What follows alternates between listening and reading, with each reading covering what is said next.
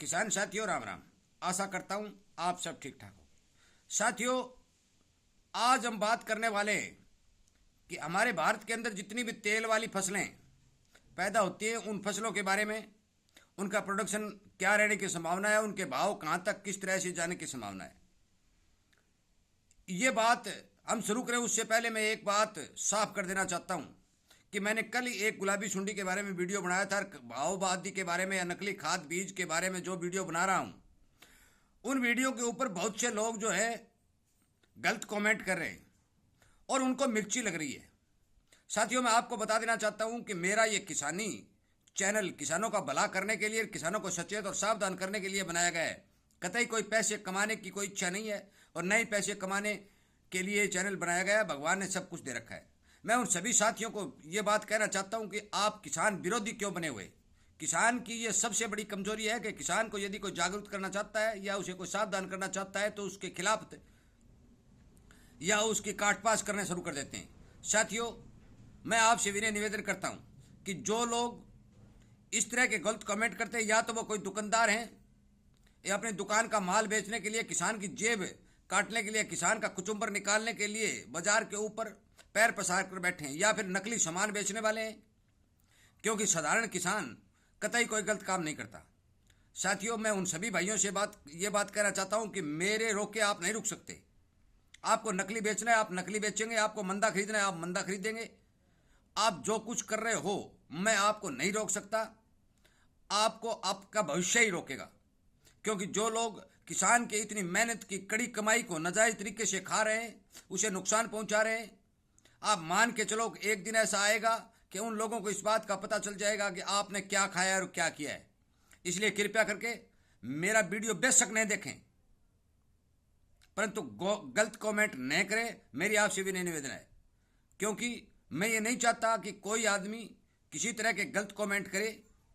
ये वो आदमी सुन सकते हैं, पढ़ सकते हैं, लिख सकते हैं कि जिन्हें पैसे कमाने की बहुत ज़्यादा लालसा हो, चैनल को बढ़ा करके इतना बड़ा चैनल बना करके और यूट्यूब पर हावी होने की आवश्यकता हो। मुझे इस तरह की कोई इच्छा नहीं है। मैं चाहता हूं कि किसानी संगठन बने, किसान की आवाज़ सरकार तक पहुंचे और किसान का भला हो। इसीलिए हर तरह के सोर्स जो मेरे पास आते हैं, बाजार के जानकार हो चाहे दवा के जानकार हो चाहे और कोई किसानी संबंधी जानकारी हो, मैं यूट्यूब के ऊपर वीडियो बनाकर डाल रहा हूँ। और ये वीडियो अच्छे और किसान तक पहुँचाने के लिए आपसे गुजारिश कर रहा हूँ कि आप इस चैनल के साथ जुड़कर किसानी चैनल को बढ़ाएं और हर एक किसान तक इस बात को पहुँचाएं ताकि हर एक किसान जागृत हो और किसी प्रकार के नुकसान में न आए। क्योंकि आजकल जो लोग वीडियो बनाने पर इतने जलते हैं, तो मान के चलो कि बाजार में बैठे हैं या और कोई काम कर रहे हैं तो उनको किसान को देखकर कितनी जलन होती होगी। मुझे लगता है कि जो लोग गलत कमेंट करते हैं उन लोगों को ये नहीं समझ आता कि किसान कितनी मेहनत करता है और कितनी कड़ी धूप और सर्दी के अंदर काम करने के बावजूद अपना पेट भरता है, फिर भी उसके घर में हमेशा के लिए जो है गरीबी नजर आ रही है। 1-2-4% किसान ऐसे होंगे जो साधन संपन्न होंगे, बाकी इस भारत देश के अंदर बहुत से गरीब किसान हैं और उन गरीब किसानों का खून चूसने वाले लोग, मुझे लगता है कि वही लोग हैं जो इस तरह किसान को जागृत करने वाले या किसान को सावधान करने वाले वीडियो के ऊपर गलत कमेंट करते हैं। इसलिए मैं उन सभी से गुजारिश और प्रार्थना करता हूं कि यदि आपको जो काम करना है, अच्छा है बुरा है, जो आप समझ रहे हैं करते रहें, परंतु कृपया करके मेरे वीडियो पर कतई कोई गलत कमेंट न करें, अन्यथा मेरा वीडियो बेशक देखना बंद कर दें। इस बात से मेरे को कोई परहेज नहीं है। साथियों, हम बात करने वाले हैं तिलहन के ऊपर। हमारे देश के अंदर आपको मैंने पहले भी बता चुका हूं कि भारत देश के अंदर 2.5 करोड़ टन तेल की आवश्यकता पूरी साल में पड़ती है, परंतु हमारे देश के अंदर 100-125 करोड़ टन 100-125 करोड़ टन ही जो हमारी तिलहन है उनसे प्राप्त हो जाता है और बाकी का जो सारा तेल है जो बाहर से मंगवाना पड़ता है। साथियों, आगे बरसाती मांग निकलने वाली है, क्योंकि ज़्यादा गर्मी के अंदर तेल की मांग बहुत कम हो जाती है। बरसात का समय आएगा, आगे सर्दी का समय आएगा, त्यौहार का समय आएगा, तो तेलों की मांग बढ़ती जाएगी और तेल की फसल जो है उनकी हमारे देश के अंदर भरपूर मौके पर कमी दिखाई दे रही है। साथियों, इस बार मूंगफली की बिजाई कुछ हद तक ज़्यादा हुई है। वो आने वाला समय बताएगा कि कितनी प्रोडक्शन मूंगफली देती है, किस तरह का मौसम रहता है, उसके बाद में इस बात पर विचार किया जाएगा।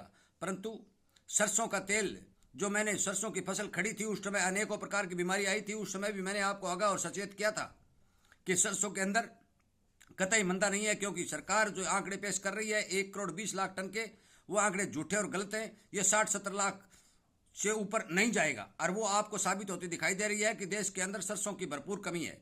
ये लोग बोल रहे हैं कि किसान कम भाव के कारण अपने घर में सरसों स्टॉक कर रहा है। साथियों, ऐसा नहीं है। किसान ने बहुत भारी मात्रा में सरसों को सेल किया है और बहुत से किसानों ने सरसों को बेच भी दिया है। केवल 20-25% सरसों किसानों के पास बाकी है, बाकी सरकारी गोदामों या व्यापारियों के गोदामों में चली गई है। इसलिए आप इस भ्रम में न रहे कि किसान के पास बहुत ज़्यादा कोई माल है। साथियों, मैं आपको बता देना चाहता हूँ, चाहे रंडी हो, चाहे सूरजमुखी हो, चाहे मूंगफली हो, चाहे बिंदोला तेल हो, चाहे सरसों हो, हर तरह के तेल जो खाने में प्रयोग किए जाते हैं, भारत के अंदर इन सभी तेलों की भरपूर अच्छी डिमांड चल रही है और ये चलती रहेगी, क्योंकि भारत की जनसंख्या इतनी ज़्यादा है और तेल की आमदनी, तेल की जो फसलें हैं उनकी पैदावार बेहद कम है। इसलिए आप जो भी अपना अनाज आपने अपने घर में रख रखे हैं या आगे बिजाई कर रहे हैं, इस बात को सोच समझ कर ही बिजाई करें या अपने घर में रखे अनाज की बिक्री करें। क्योंकि यदि आप बाजार के ऊपर नजर रखेंगे और बाजार के अंदर अपना माल सावधानी पूर्वक इधर उधर सब चीज़ों का पता लगाकर, कितना प्रोडक्शन है, कितना बाहर जा रहा है, कितना बाहर से आ रहा है, क्या भाव है, सरकार क्या इंपोर्ट ड्यूटी लगा रही है, क्या इंपोर्ट ड्यूटी बढ़ाने जा रही है, क्या एमएसपी तय कर रही है, इस तरह की सारी जानकारी खुद एकत्रित करके, सारी जानकारी की जान करके और पूरा सर्वेक्षण करके अपना माल बाजार के अंदर उतारें, ताकि आपको कभी पछतावा न हो। क्योंकि यदि आप माल बेचते हैं तो 15 दिन बाद में तेजी आ जाती है तो किसान को बहुत बड़ा झटका लगता है। क्योंकि एक किसान मेरे साथ उदयपुर का था और उसने मेरे को चने के बारे में पूछा था और मैंने उनको ये कहा था कि चना 6,500 तक जा सकता है। सीधे डायरेक्ट फोन पर बात हुई थी, परंतु उसने 6400 रुपये में चना बेच दिया। उसके बाद चना जो 6,500 से ऊपर निकला तो उस किसान ने मेरे पास फ़ोन किया कि ताऊ जी, चना तो और तेज हो गया। साथियों, मैं ये बता देना चाहता हूँ कि 100 का 100 आकलन कोई भी विशेषज्ञ नहीं लगा सकता, कोई भी वर्मा जी नहीं है, कोई भी भगवान नहीं है। अंदाज और अनुमान लगाया जा सकता है, परंतु उस किसान को भी जो 4500, 4800, 5,000 रुपये में चना बिक रहा था, वो भी 6500, 6400 रुपये उसको बिका, उससे संतुष्टि मिली और उसने इस बात का धन्यवाद भी किया। साथियों, मैं आपको बता देना चाहता हूँ, इसी तरह के जितने भी लोग हैं जो बाजार पर नजर रखेंगे, बाजार, मेरी बात कोई जरूरी नहीं है कि मेरी बात आप मान लें, उसको लिख लें। आप खुद का कर्तव्य बनता है, आप खुद को सचेत रहना बनता है, आप खुद की सोच और समझ के हिसाब से। मेरा सिर्फ काम आगाह करना और सावधान करना है।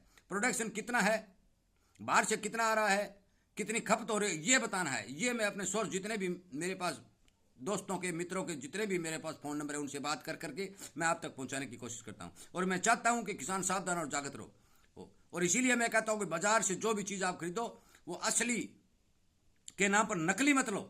उसकी प्रमाणिकता असली है या नकली है, किससे ले रहे हैं, कितने पैसे की ले रहे हैं, पूरी की पूरी जानकारी लेने के बाद ही अपने जेब से पैसे निकाल के दें। अन्यथा एक दुकान नहीं, हजारों दुकान बाजार के अंदर होती हैं और बहुत से सेठ और साहूकार ऐसे होते हैं जो ईमानदार होते हैं, जो नकली सामान बेचते ही नहीं।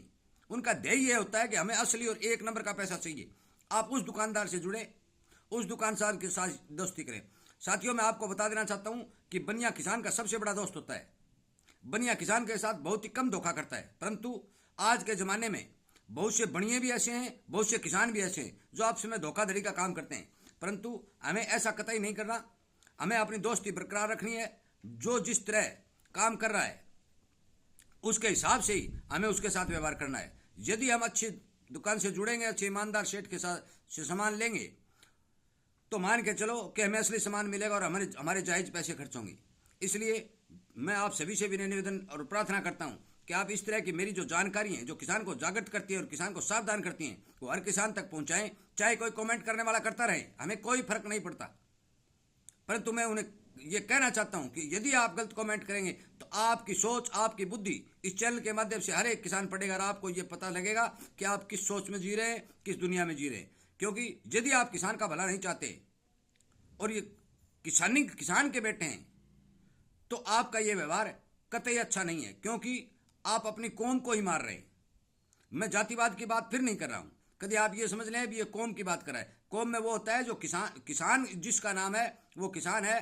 किसान खेती करने वाला, खेती ऊपर काम करने वाला, खेती के लिए सामान उपलब्ध कराना, जो उसमें छोटा व्यापारी हो, चाहे बनिया हो, चाहे मेरे मजदूर वर्ग, जितने भी वर्ग हैं जो किसान के ऊपर काम कर रहे हैं, जो खेती में काम कर रहे हैं, वो सभी किसान के दायरे में आते हैं।